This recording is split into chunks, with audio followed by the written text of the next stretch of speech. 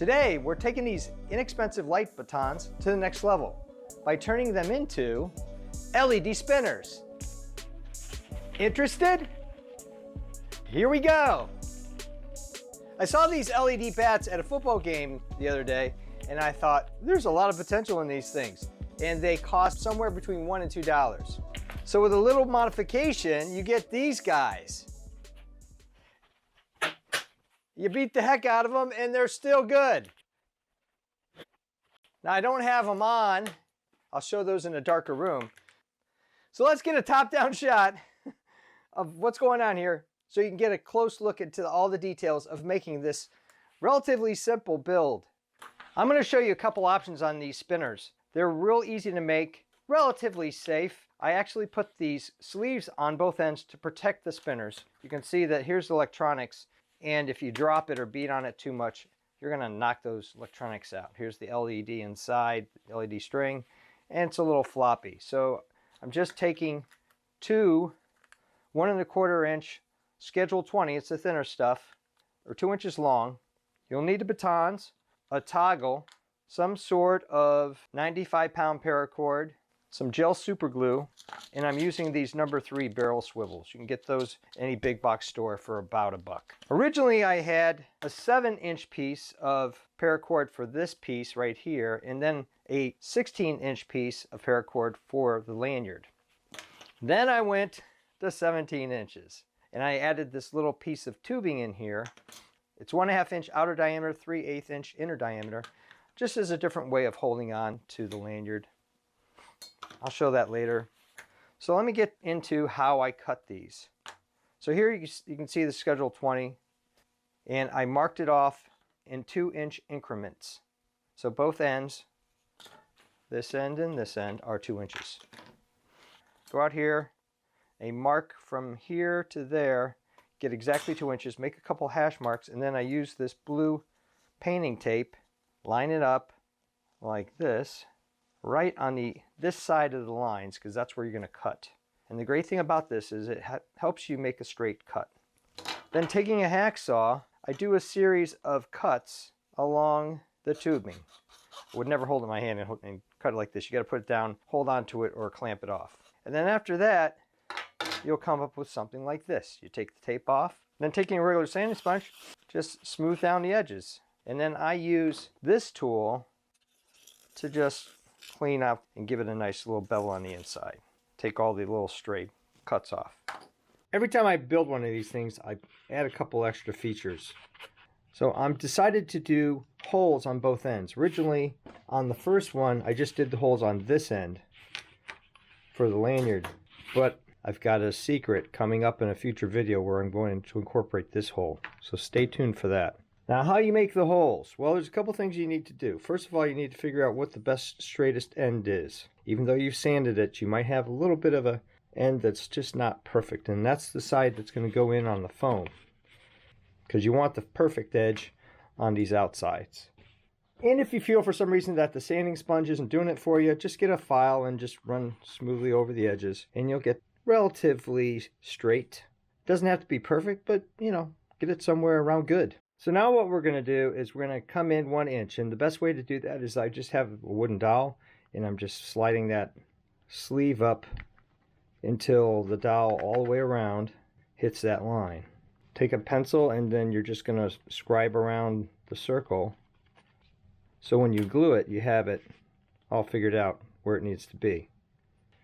And then you mark one end, the glued end. You can put G or B. I just put a B for bottom in there like that, so that way I know this is the top. And you do it on the other side, same thing.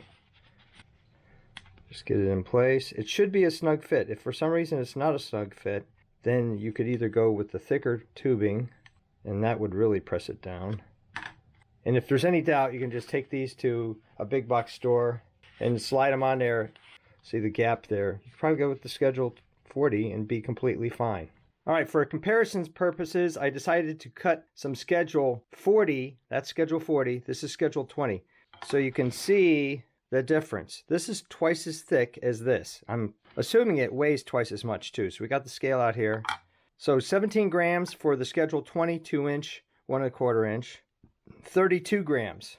So a little less than twice as much. Now, the reason why I bring that up is because when you swing this thing, you're going to have twice as much weight on this end, which will give you a little more of a momentum. And that will be good because you'll be able to spin it faster for the same amount of effort, but it might make it more dangerous. We'll see. Because it's a pretty tight fit, using this beveling tool to kind of give a little bit of a arc into the PVC really helps. So I'm going to bring this out here again and do the same thing. You can certainly use a marker. Sometimes that's a little easier, but just make sure it's got a sharp point on it.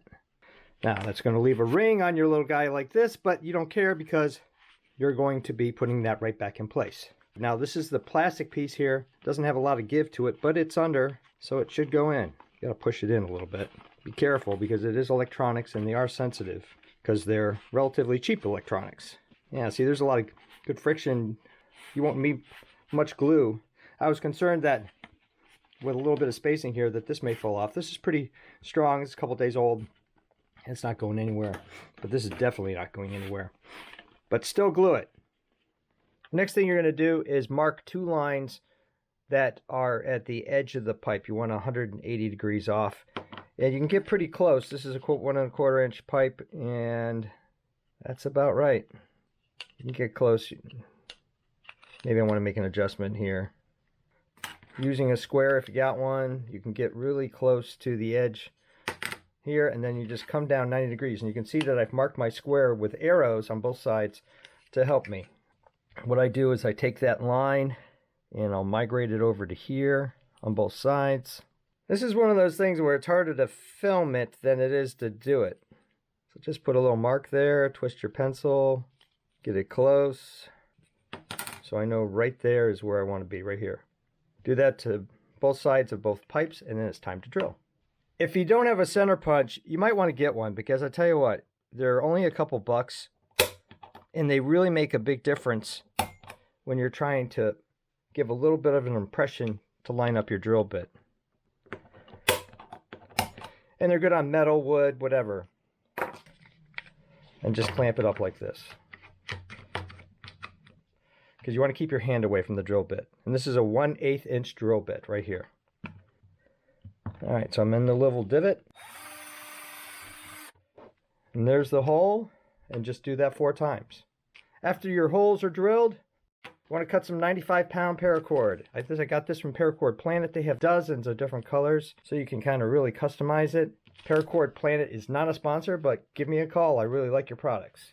So I want a 7-inch long piece and an 18-inch long piece. You could even make it longer, maybe 19, 20 inches, depending on how you want to have your spinner spin. Once cut, I always finish the ends off with a little bit of fire scarecrow so that they don't fray. Here's my 18-inch piece, and here's my 7-inch piece. So the next thing we're going to do is glue the pipe pieces to the foam pieces. And what I'm going to do is I'm going to use this gel glue. I use Rapid Fuse, but it can be anything. I'm going to put 4 little dots. On the bigger pipe, I'm not really concerned about it coming off because the friction fit is so tight. But you don't want it to come off and hit somebody, so your build, your risk. But it's on the opposite side of the holes that you've drilled. And you just need to smooth it out just a little bit and push it in to the hole on the other side like that, right like that. And then just give it a little bit of a twist if you can, and that will help set it in place. The other thing I like about this Rapid Fuse is you have about 30 seconds to play with it to get it in place, as opposed to super glue that can lock up on you almost immediately. So we'll do the other end. And I'm not too worried about that but well, maybe I am. Just take a little sanding, sand that out a little bit. There you go. And then just put some dots in there. And here I'm using just an old piece of a cable tie. I love to use these things as spreaders. You never know what you're going to use this piece of plastic for. It's got a nice little bend to it. This is the easier end because it's just foam. Line it up, give it a little twist, and there you go. Now you might want to line up the holes. I haven't really figured out if that's a big deal or not. Clean this off with acetate or just some sort of wet wipe. You can get a lot of that stuff off. The next piece is this barrel swivel, number 3s. There'll be people who will want to skip this step, and here's the deal. If you didn't have that swivel, this would eventually twist up like this, or this end would twist up like this, and you'd have a mess on your hands, and it would be just kind of crazy to handle. The barrel swivel makes a lot of difference, and it only costs $1, and I don't know, you get about a dozen or more of these things. You can use them for all sorts of projects. So what I'm going to do is I'm going to take and just get it even on both sides, make a loop, pass the loop through here, and then pass it through here. Now the other great thing about this barrel swivel and how I'm putting it on is that it can self-adjust. So for some reason, if you get it a little off kilter, you can just kind of give it a little pull and it will go right back into the center of the pipe here. All right, now we're going to take this. When you do melt the ends, you want to make sure you get a little bit of an angle there to help you out. And you're just going to slide them in on both sides. Now you have to pick one side first. See, that goes right in. Now I'm going to use a stopper knot here. There's different ways to do this. Let me show you the easiest way. I take a pencil and I make 2 loops like this. All right, and then that helps a little bit of the sanity of trying to make 2 small loops. And then I'm just going to take this end here, or the tail, and pass it through the 2 loops. And what I found on a lot of my paracord builds, if I don't care about taking one of these off, is you can always hit it with some super glue here and kind of lock in the knot. If you follow me, you've probably seen that on other builds. Now the other great thing about this design, and this is why I came up with it, it allows you to push this to the side and have access to this area so that you can change the batteries out and also push the on-off switch. Run it through the other side, put another stopper knot on this one. So here you go. You can see what I'm saying about self-adjusting. If you wanted to, you could just lock that down by just pulling on this, sliding over on the other end, locked it down just a little bit more. But free-flowing is quite all right. I think it helps in a whole bunch of different ways.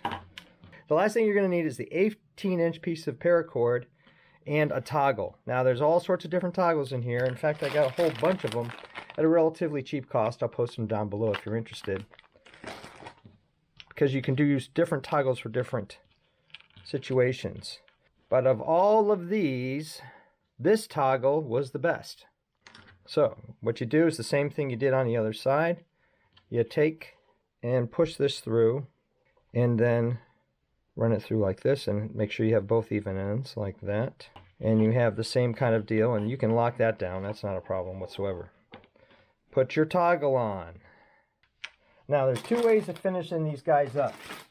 This is my first way here, where I don't have a piece of this pipe here. And this is my second way. The first way, if you just want to go simple, all you do is just put the toggle on and then a simple overhand knot. But I kind of like this little extra piece here. And you wouldn't have to use this. You could use any kind of plastic tubing, but this is a little flexible. It also kind of locks the knot in. We're going to go with that. So how do we do this? We put your little piece in, and this is about 2 inches long. Put it to the side. Now you're going to do a water knot, and that's just an overhand knot, and keep it slack like that. And then you're going to take the other end and just follow the line through. I do this on all sorts of different builds. There's a lot of knot videos out there. K-N-O-T, not N-O-T. There's a lot of knot videos out there too, but we won't talk about those. Follow the line through, get both ends, and see that might pop out, so you might have to go back here. It's a little cantankerous with the smaller paracord. With the thicker stuff, it's a lot easier. That just gives it enough room to fit in there with a nice little friction piece. And then you can adjust this spinner.